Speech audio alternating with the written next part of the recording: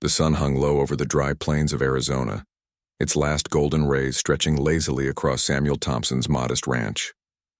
He wiped the sweat from his brow, cursing under his breath as he struggled to repair a fence torn apart by last week's storm. Life had never been easy for Samuel. His ranch barely produced enough to feed him, let alone support the few animals he kept. Yet despite the hardships, he carried himself with quiet dignity. There was a strength in him that only years of living under the scorching sun and battling the unforgiving land could forge. Samuel's gaze drifted toward the horizon, where clouds had begun to gather, dark and ominous. The wind picked up, rustling the tall grass and rattling the barn door. A sense of unease crept into him, though he could not explain why. Perhaps it was the storm, or perhaps it was the feeling of something extraordinary approaching, a disturbance that would forever change the course of his simple, predictable life. He was halfway across the pasture, measuring a fence post when a sudden, unusual roar reached his ears. It wasn't thunder, though the clouds threatened rain. The roar was closer, violent, almost desperate. Samuel's instincts, honed over years of solitary ranching, screamed at him to investigate. He followed the sound, the ground beneath him becoming wetter, muddier, until the source revealed itself. The Gila River, usually a lazy ribbon of water winding through the valley, had become a raging torrent, swollen with stormwater from the mountains upstream. And in the middle of the violent current, two figures struggled against the flood. They were women, and enormous at that. Samuel's eyes widened in shock. These could not be ordinary settlers or travelers. Their size, the power in their limbs even against the river's pull, and their long, dark braids whipping wildly in the wind, all spoke of the legends he had heard whispered around campfires. The Apache sisters, Lita and Nayeli, known for their extraordinary height and strength, were fighting the water with all their might. But the river was relentless. One was being dragged downstream, arms flailing, while the other clutched desperately at a partially submerged tree trunk, trying to anchor herself. Samuel's heart pounded. The river was deadly, and he knew a single misstep could send him to a watery grave. Yet standing there on the riverbank watching the sisters struggle, he felt a surge of determination. These were human lives, and he would not let fear stop him from trying to save them. He ran back to the barn, grabbing the strongest rope he owned, tying it to a heavy post and fashioning a makeshift harness from a long, sturdy branch. The wind lashed against him, rain beginning to fall in sheets, but he did not hesitate. Every second counted. Carefully he waded into the river, the icy water pulling at his legs.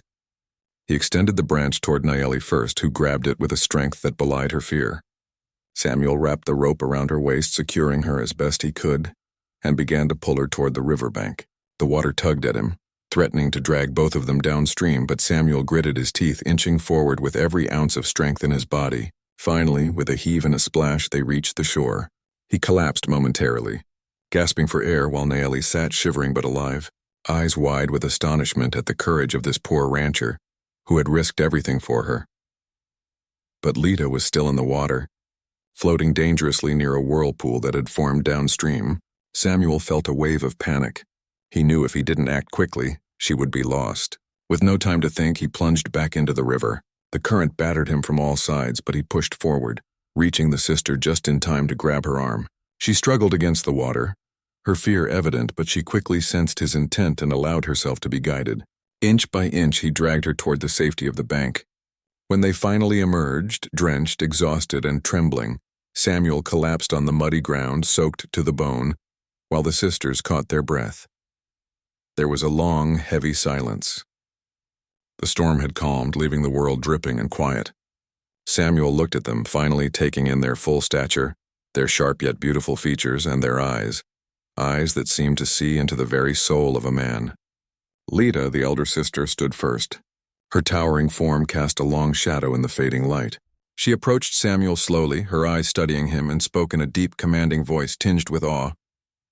Few men would dare to risk themselves for others. You are brave, perhaps more than you know. Nayeli, younger but equally formidable, nodded beside her sister. Our people have heard of your deeds, she said softly, but seeing them makes all the difference. You have our gratitude. Samuel, still catching his breath, felt a strange mix of pride and humility.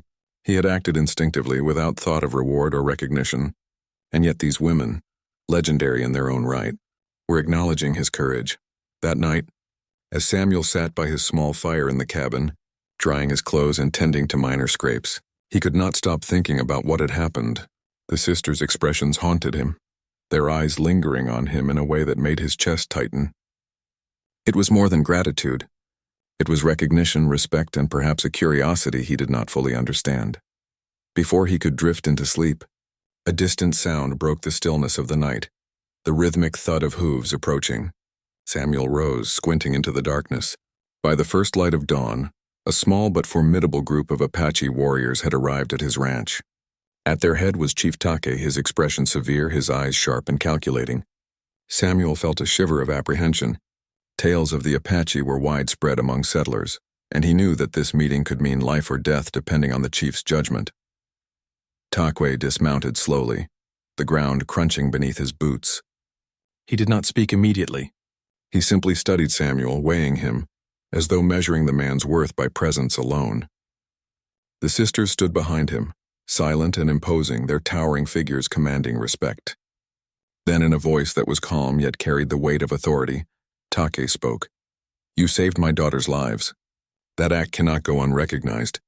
Yet it also carries responsibilities, customs that demand you understand your place in what you have done." Samuel felt his pulse quicken.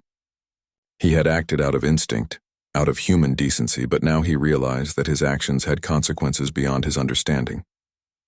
Take continued, gesturing toward the sisters. "Tomorrow you will come with us to see what must be done. The river has claimed many lives, but you spared my daughters. And because of that, a choice awaits you, a decision that may bind your fate to our people in ways you cannot yet comprehend." The words left Samuel stunned. He had imagined gratitude, perhaps a token of thanks, but nothing like this. The weight of expectation pressed down on him, mingled with a sense of fear and curiosity. The sisters gave him small nods, silent reassurance that he would not face this alone. That night, Samuel lay awake in his modest cabin, the flickering candlelight casting shadows that danced across the walls. He thought of the river, of the way the sisters had clutched at life with raw strength and determination, and he understood that he had crossed a threshold from which there would be no return. The chief's decision, looming over him, promised a future that was uncertain, dangerous, and yet strangely compelling. By the end of this first chapter, the story has done more than introduce characters. It has immersed the reader in the harshness of frontier life, illustrated the extraordinary courage of an ordinary man, and set up a powerful cultural clash with consequences that will test Samuel's morality, courage, and heart. The river that once threatened death has now become a symbol of destiny, carrying Samuel into a world of decisions he never anticipated, bound to the fate of two women whose strength matches the mountains themselves. The sun rose pale and hesitant over Samuel Thompson's small ranch, casting a gray light on the muddy ground from yesterday's storm.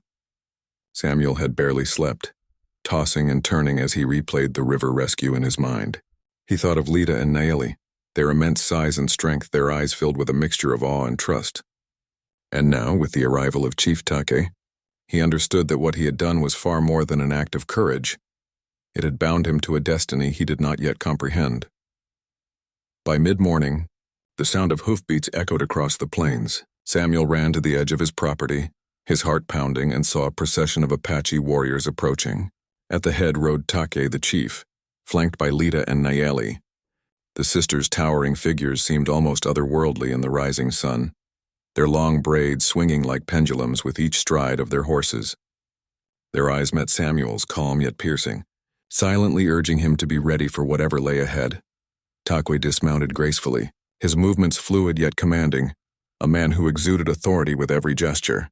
He surveyed Samuel, noting the way the rancher straightened despite the nervous tremor in his hands. Without preamble, he spoke. "Yesterday you acted with courage and wisdom, saving the lives of my daughters. Few men possess such instinct and strength, yet your actions bring responsibilities, as all deeds do in the eyes of our people." Samuel swallowed hard. He had expected thanks, perhaps a token of gratitude, but the chief's tone suggested something far weightier. He bowed slightly, careful to show respect. "I did what I could, Chief," Samuel said, his voice steady despite the nervous flutter in his chest. "I could not leave them to die." Take's eyes narrowed slightly, appraising him as one might test a blade for strength. The river has claimed many lives. Life and death are not given lightly, and when one saves life, one owes more than words. You have saved mine, but your debt must be acknowledged in a way that honors both your bravery and the balance of our law. The weight of the chief's words sank into Samuel. He had grown up respecting the Apache from afar, understanding their customs only through stories, but he now felt the magnitude of being directly involved in their world. Take gestured for him to follow. "Come with us," he said. "Today, you will witness the consequences of your actions, and tomorrow you will make a choice that will shape your future." Samuel nodded, tension coiling in his chest like a spring. He mounted his horse, following the procession through the winding paths along the river. Lita and Nayeli rode beside him, silent companions whose presence was both comforting and intimidating. The air was thick with anticipation, every rustle of leaves and distant bird call amplified in the quiet of the early morning. Samuel felt exposed, as if every step he took was being measured. Every breath weighed against the customs of a world he barely understood. After a long ride, the group arrived at a clearing deep in the foothills, a place Samuel could only describe as sacred. At the center stood a large stone altar, surrounded by carved totems and symbols of the Apache tradition. The sisters dismounted with fluid grace, and Take gestured for Samuel to do the same. He felt the weight of the moment pressing on him. This was no ordinary meeting. This was ritual, law, and power intertwined. Take addressed the assembled warriors, his voice echoing across the clearing. "My daughters were saved by this man. Such bravery and life-saving action is rare among outsiders, yet he must understand the cost of interfering in the ways of our people." He turned to Samuel, his gaze piercing. "The river is a guardian. It does not forget, and it does not forgive easily. By saving Lita and Nayeli, you have bound yourself to them and to me. A choice awaits you, one that will test your courage, your loyalty, and your heart." Samuel's mind raced. A choice? What could the chief possibly demand? His imagination conjured visions of impossible tasks, dangerous trials or obligations he could never fulfill. He glanced at the sisters. Their faces betrayed neither fear nor doubt. They simply watched him, as though silently urging him to be honest, strong, and unafraid. Their presence was a reminder that courage was not only about action, but also about character and integrity. Take continued, his voice steady but commanding. "You will spend the night here, and tomorrow at sunrise you will undergo a test. The test is simple in words but treacherous in action. You will enter the river once more. You will retrieve a token from the waters, a token that has been claimed by the flood and the spirits. Only one who faces the river willingly, without fear and with respect for its power, may be deemed worthy to stand with my daughters and be acknowledged as a man of honor." Samuel's heart thudded in his chest. The river, the very same one that had threatened to consume the sisters, was now to be the instrument of his trial. He had faced it once before and survived only through courage and sheer determination. Now he would have to confront it again, not for others but for himself, under the watchful eyes of warriors and a chief whose judgment was final. He understood the gravity. Failure would not only humiliate him but could anger Take and endanger the sisters he had saved. Night fell, and Samuel lay on the soft earth beneath a canopy of stars. The sisters had prepared a small area for him near a fire, offering him blankets and food. Though exhausted, he could not sleep. Every thought returned to the river. The cold, violent currents, the way the water had seemed alive, resisting every effort to save a life. Now it would be the proving ground of his courage and respect.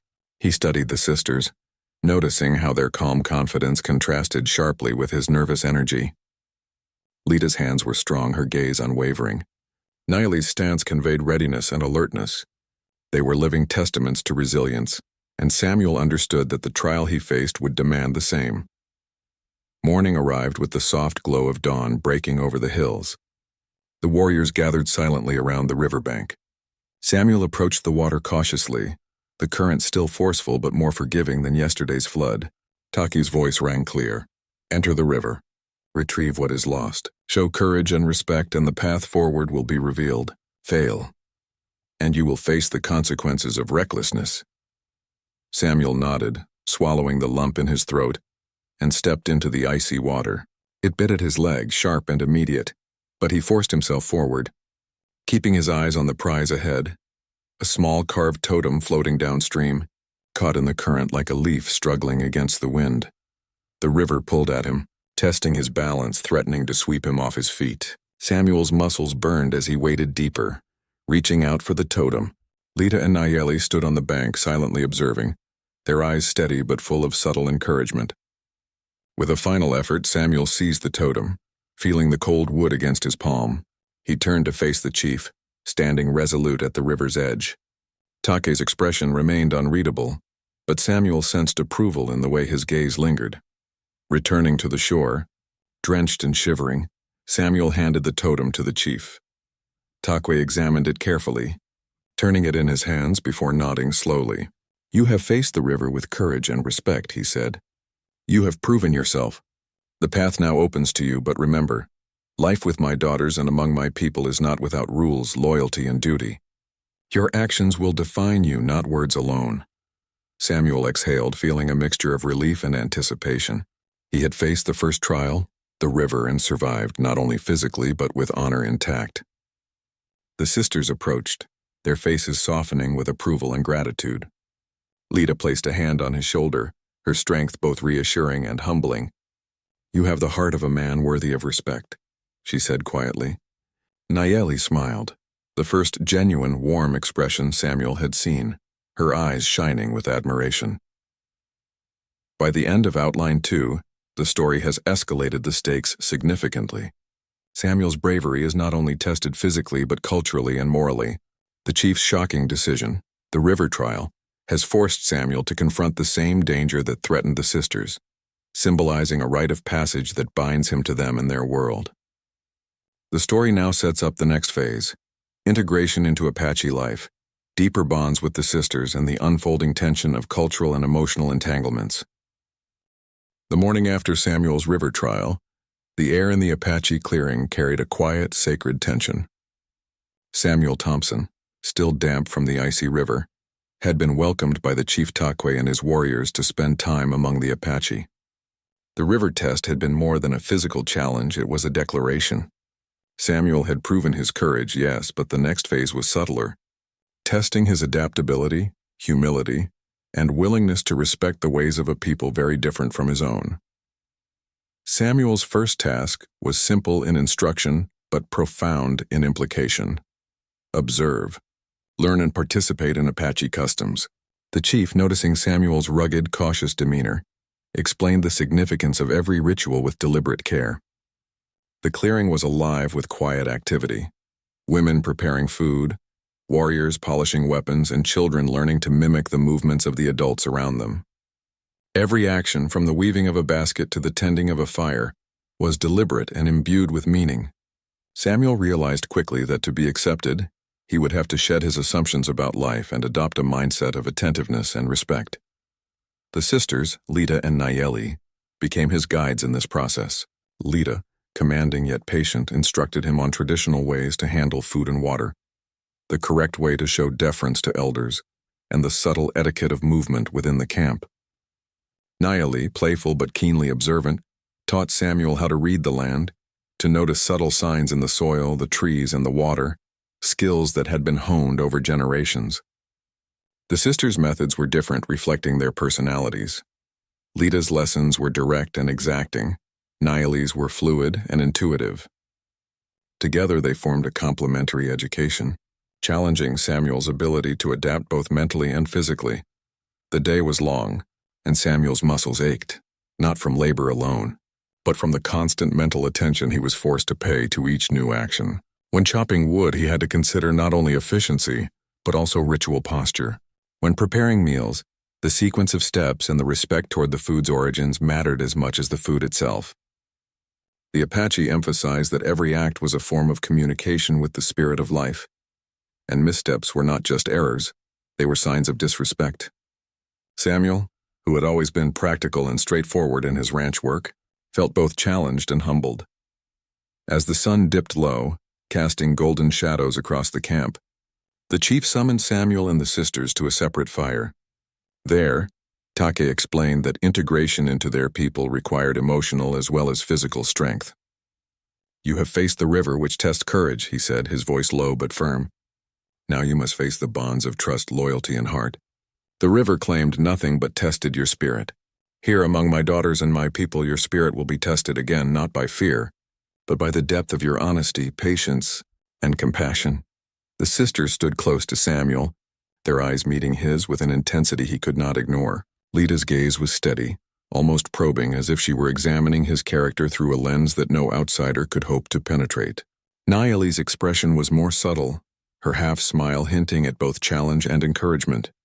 Samuel felt a strange combination of awe, attraction, and apprehension. He had always been a solitary man, and now these towering, powerful women seemed to occupy both his body and mind with a gravity he could not resist. That night, as the camp settled into quiet routines, Samuel sat near the fire with the sisters. Lita spoke first, her voice calm and firm. You saved us with courage, yes, but courage is not enough. To walk among us, you must learn respect, restraint, and understanding. You must see not only with your eyes, but with your heart. Samuel nodded, feeling the weight of her words. He understood instinctively that this was not a lesson in obedience, but in harmony. To fail would not mean death, but alienation, a fate almost as severe for a man who craved belonging. Nayeli leaned closer, her towering frame surprisingly gentle. We know fear and we know power, she said softly. We have lived with it all our lives. You have proven that you can face danger without hesitation.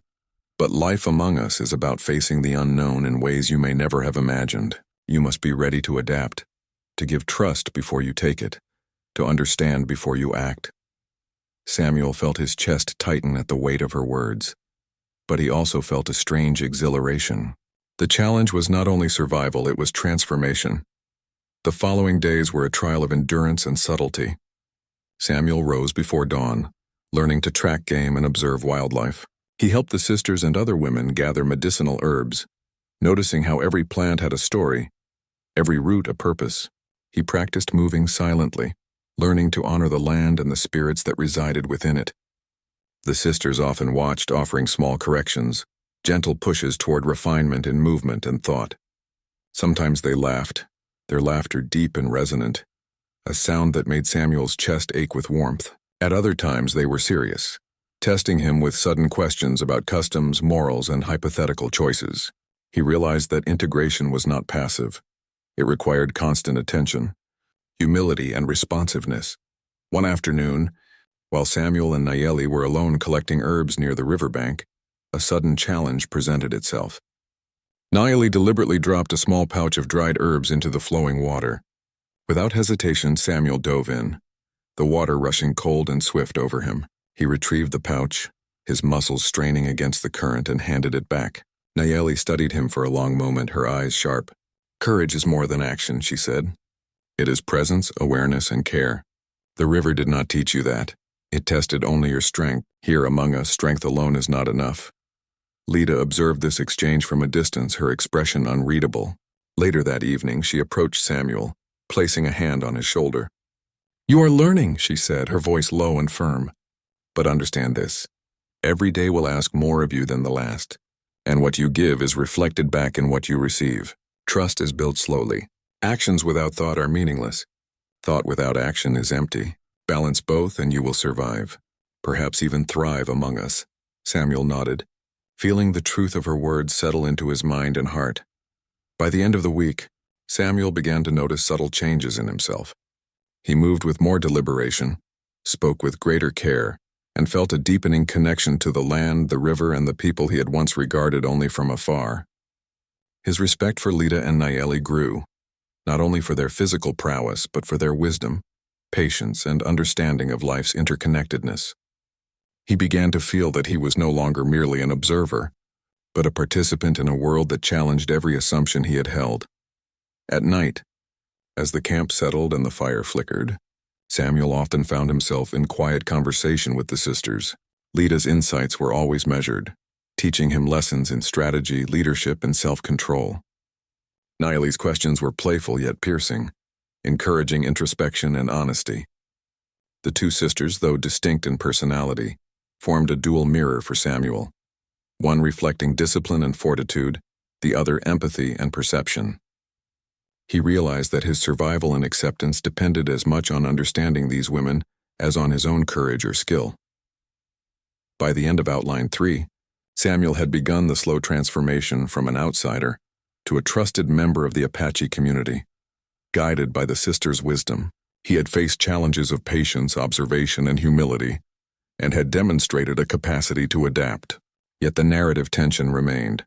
The chief's ultimate decision loomed, and the growing bond with Lita and Nayeli introduced emotional stakes. The story now sets the stage for the next outline, where Samuel's loyalty, heart, and personal desires will be tested in ways more profound than any river or trial. Weeks had passed since Samuel Thompson first stepped into the Apache clearing, and though he had endured the river trial and learned the customs of the people, he now faced a challenge unlike any he had encountered. This was not a test of physical strength or of survival, but a trial of the heart, a subtle yet powerful challenge that would force Samuel to confront desires, loyalty, and cultural expectations simultaneously. The day began like any other, with the sun rising over the rolling plains painting the horizon with gold and amber. Samuel rose early, following the routines he had come to respect, helping gather water, observing the land, and assisting with minor tasks within the camp. Lita and Nayeli, as always, watched him with quiet intensity, their towering forms a constant reminder that his actions were always being observed, his character always being measured. Samuel had grown accustomed to their presence, and in that familiarity, a deep respect and something more tender had begun to stir. As mid-morning approached, Chief Takwe called Samuel to stand beside him at the edge of the clearing. His eyes, sharp and unwavering, studied Samuel as if measuring not only his courage but his essence. Around them, the warriors and other members of the tribe formed a loose circle, waiting. The sisters, as always, stood a few paces behind, silent but alert. Takwe's voice broke the quiet, low and commanding.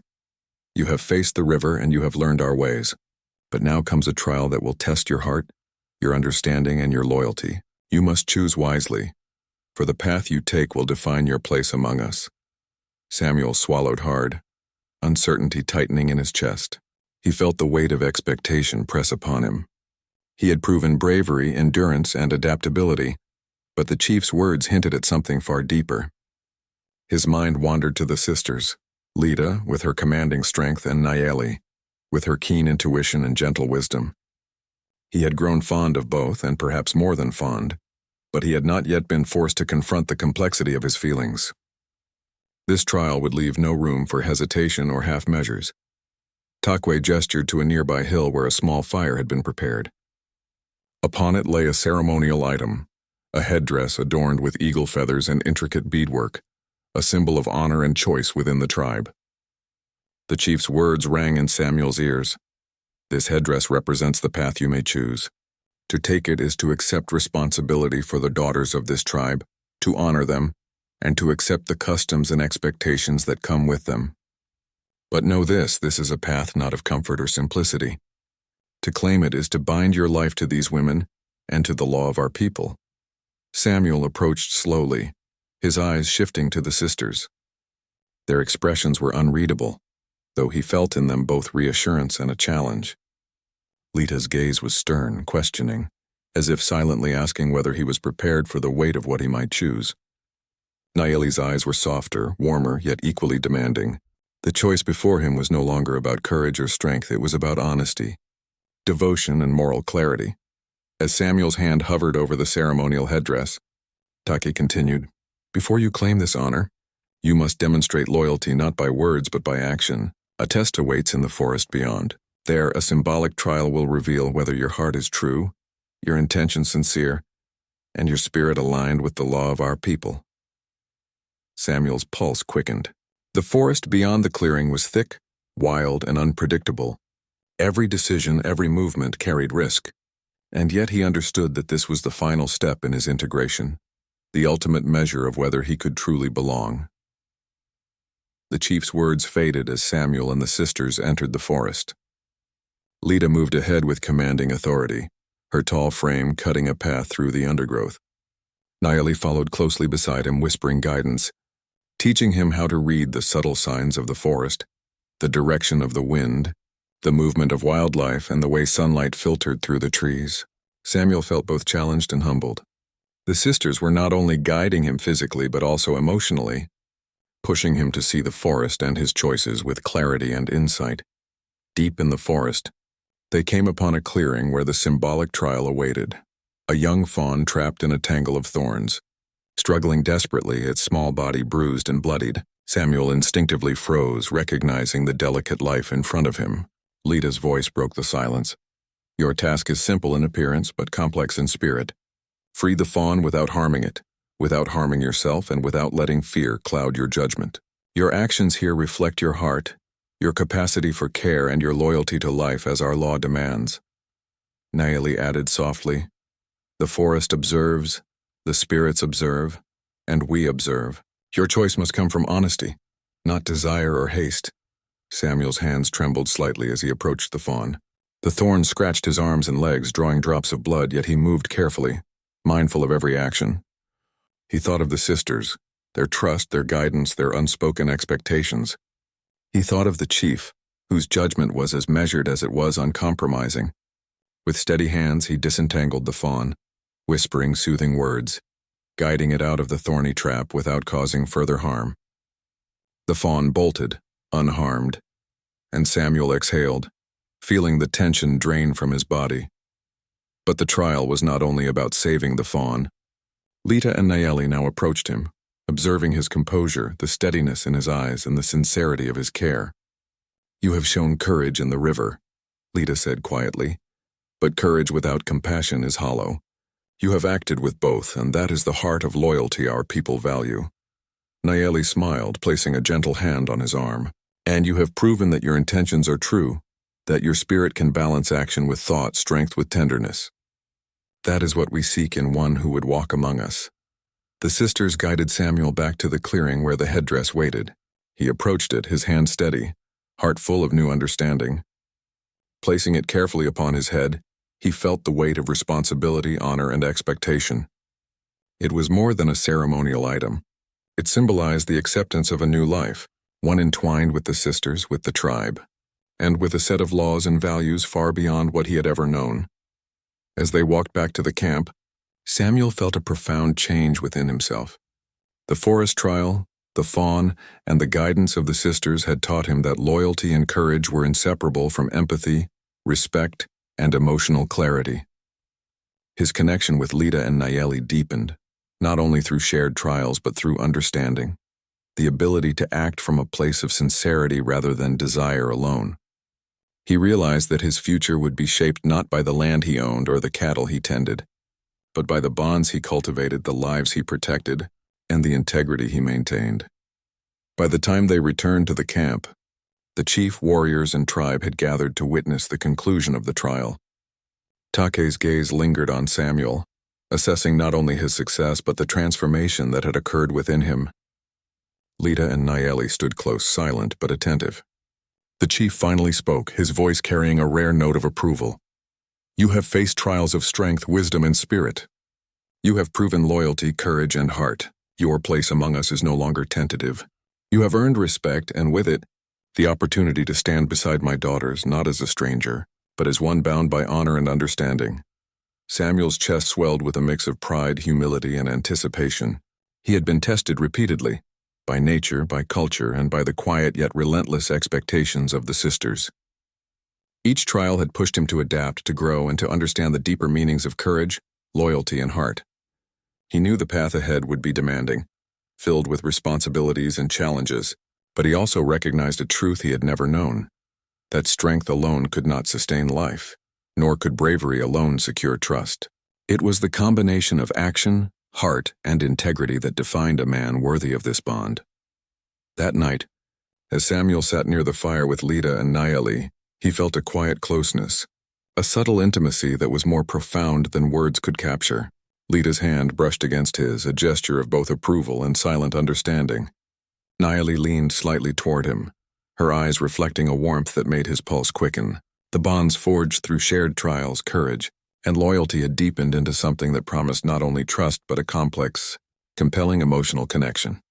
By the end of Outline 4, Samuel had not only proven himself to the chief, but had also cemented his emotional and moral alignment with the sisters and the Apache community. The narrative tension now turns toward the final outline, the ultimate choice that will define Samuel's lifelong commitment, the final trial of heart, and the resolution of his extraordinary journey. The dawn broke softly over the Apache clearing, painting the desert horizon in hues of gold and crimson. Samuel Thompson rose from the earth where he had slept, feeling the weight of the past weeks pressing gently on his shoulders. The river had tested him. The customs had shaped him. The forest and the fawn had measured his heart. And now the final trial awaited, a choice that would define his life, bind him to the Apache people, and entwine his fate with the two sisters he had saved. Samuel walked to the edge of the clearing where Chief Takwe awaited. The chief's presence was commanding, yet there was a softness in his eyes this morning, a reflection of trust and approval. Lita and Nayeli stood nearby, their expressions calm but expectant. Samuel felt their gazes on him, both a comfort and a challenge. The sisters' quiet strength radiated like the steady heat of the sun, unwavering, imposing, yet protective. He realized that their judgment mattered more than any ritual or words. Takwe's voice broke the silence. "Samuel Thompson," he said, deliberate and measured, "you have faced trials of courage, wisdom, and heart.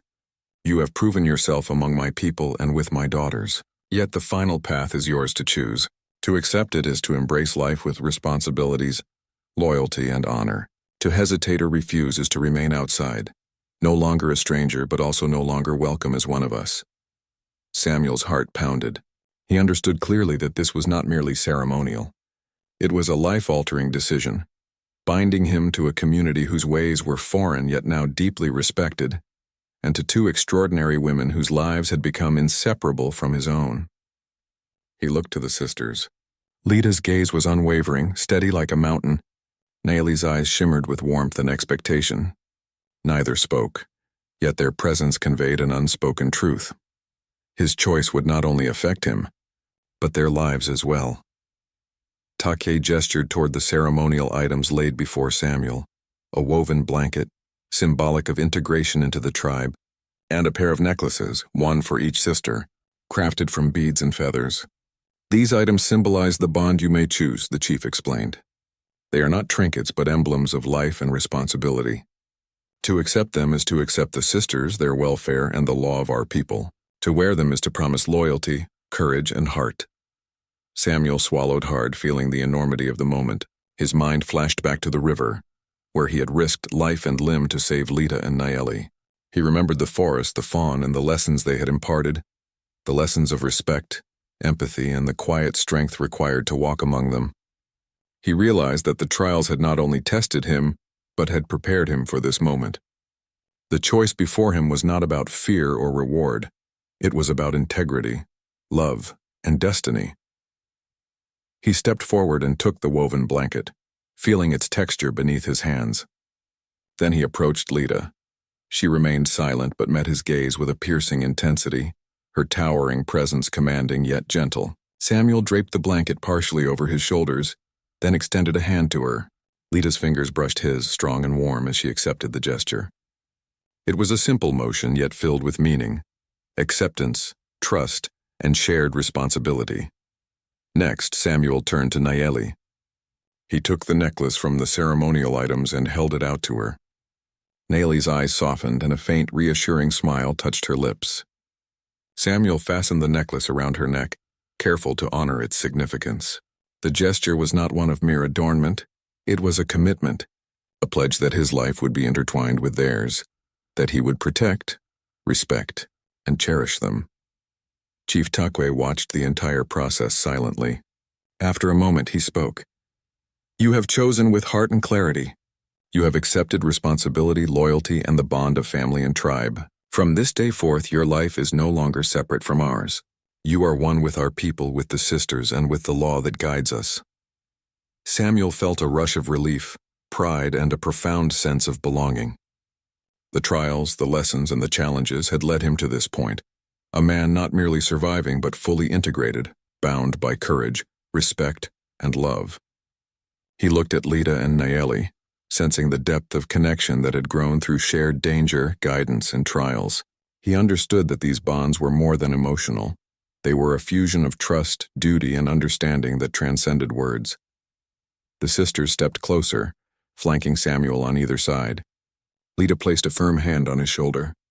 "You have proven yourself," she said softly, her voice steady and calm. "Not because of what you have done for us alone, but because of who you are. Brave, compassionate, and true. That is the measure of a man in our world." Nayeli's hand rested lightly on his other shoulder, her touch gentle, her eyes bright. "We are bound together now, not by chance, but by choice, courage, and heart. The trials you faced were only the beginning. Our lives will be shared, our paths intertwined, and the strength we hold will be greater together than apart." Samuel nodded, feeling a warmth in his chest he had never known. The trials, the lessons, and the choices had transformed him. He had entered the Apache world as an outsider, a poor rancher with little to his name. Now he was part of a family, a community, and a culture that demanded respect, courage, and integrity. The sisters' approval, the chief's recognition, and the acceptance of the tribe marked a rebirth of identity, a life filled with purpose, loyalty, and profound connection. As the day unfolded, the camp celebrated Samuel's acceptance. Fires were lit, songs were sung, and the warriors shared stories of past heroes, drawing parallels to Samuel's journey. The sisters walked beside him, a subtle acknowledgement of partnership and unity. Children gathered around, curious about the man who had braved the river and the forest, whose courage had earned him a place among the people. Samuel smiled, realizing that he was no longer merely surviving. He was part of something greater, something enduring.